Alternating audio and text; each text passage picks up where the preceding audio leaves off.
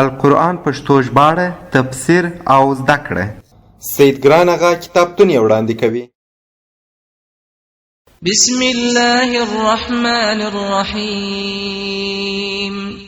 شروع کوم په نامه د الله جل جلاله چې ډیر زیات مهربان او پر رحم لرونکی دی.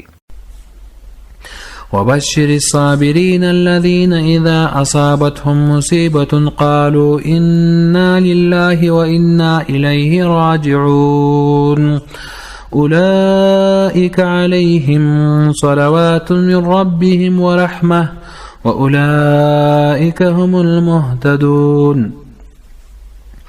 او زیری ورکړه صبر کوونکو ته، یعنی په جنت سره صبر کوونکي هغه کسان دي کله چې ورسیږي دوی ته څه مصیبت غم نو وایي دی بېشکه موږ مملوک د الله یو او بېشکه موږ همدغه الله ته بیا ورتلونکي یو.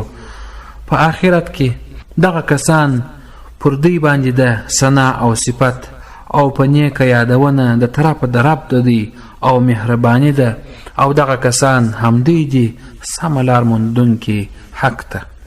یعنی د صلوات من ربهم څخه مراد د الله تعالی جل جلاله د خوا ثنا ویل، د هغه نوم نشان پورته کول، اوچتول او ځان ته نږدې کول دي، لکه په جلال الابهام د ابن قیم کې چې راغلي دي په صفحه 88 کې: ان صفا والمروه من شعائر الله.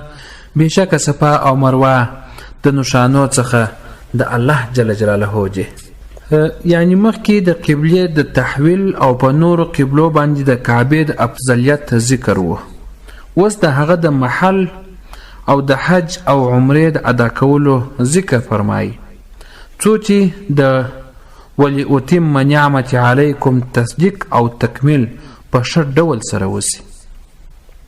فمن حج البيت او اعتمر فلا جناح عليه أن يطوف بهما ومن تطوع خيرا فإن الله شاكر عليم.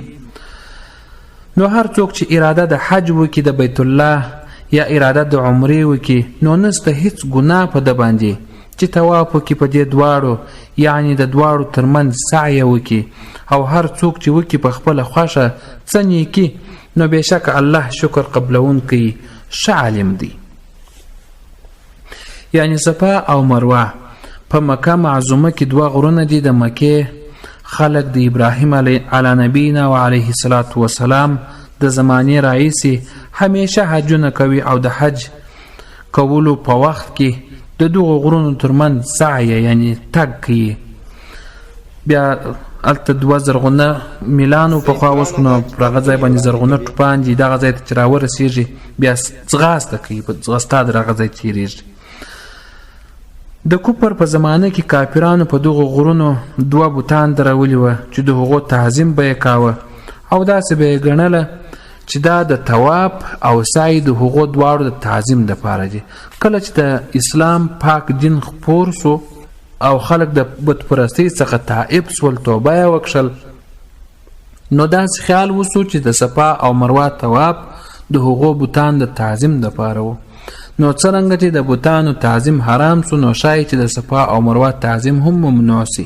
دوی دا فکر کوه هغه وخت، ځکه چې دا خبره هغوی ته معلومه نه وه چې د صفا او مروه طواف په اصل کې د حج دپاره و، او کفارو کله خپله جهالته پر دوی باندې بوتان درولي وه هغه ترې لرې کړل سول. کله چې د مدینې منورې انصارو د کفر په زمانه کې هم د صفا او مروه طواف بد ګاڼه، نو د اسلام په زمانه کې هم دوی ته د هغوی د طواف په نسبت څه اندېښنه پیدا سوه، او د رسول الله صلی الله علیه وسلم څخه په دې باره کې داسې هدایت وغوښتی: موږ پخوا د صفا او مروه طواف نه کاوه، اوس د هغه په نسبت څه هدایت راته کوي؟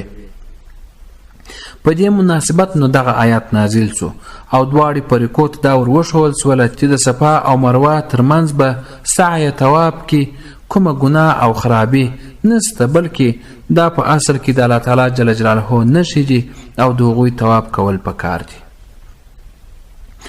ان الذين يكتمون ما انزلنا من البينات والهدى من بعد ما بيناه للناس في الكتاب.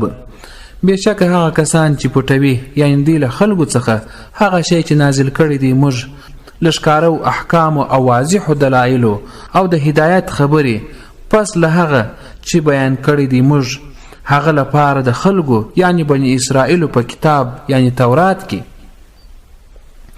یعنی له دغو خلکو څخه یهودان مراد دي چې دوی د رسول الله صلی الله علیه وسلم د رسالت تصدیق او د قبلې د تحویل خبره او نور چې په تورات کې و پټول او همداراز هغه کسان چې د دنیوي اغراض له امله د پاک الله جل جلاله حکمونه پټول هغوی هم دغه آیات په حکم کې داخل دي.